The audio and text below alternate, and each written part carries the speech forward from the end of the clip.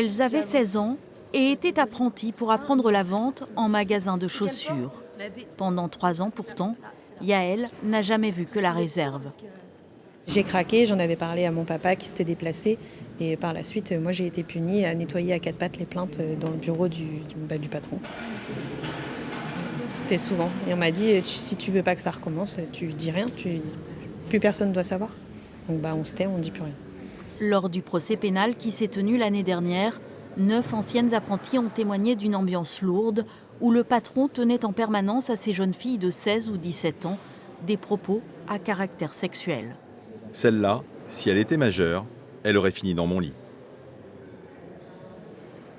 Au début, je n'en tenais pas compte, quoi. Et au final, après, à en parler aux amis, aux parents, tout ça, c'est là qu'on me dit, non, ces propos, ils sont pas normaux. Bon, après, il y a toujours le fait de se dire, on n'en parle à personne, parce que, moi, j'avais un apprentissage, j'avais un patron, donc je m'étais dit, si je suis virée, j'ai plus de patron, plus d'apprentissage. Du coup, on réfléchit un peu autrement, quoi.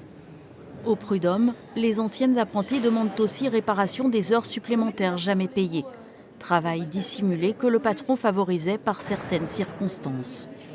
Le fait de proposer des chambres au-dessus des magasins, de pouvoir venir chercher les apprentis n'importe quelle heure du jour et de la nuit pour les faire travailler en pyjama, dehors, à décharger des camions. Et puis là, on n'en parle pas parce qu'on est en droit du travail, mais effectivement, il a été condamné aussi pour effraction dans les domiciles des apprentis. Un employeur qui allait jusqu'à démonter la porte des toilettes pour éviter qu'elles aillent, selon lui, trop souvent en pause, qui se fait surprendre dans les toilettes sur le tronc et qui dit à une apprentie de 16 ans, t'as jamais vu ma bite, des propos d'une vulgarité déroutante.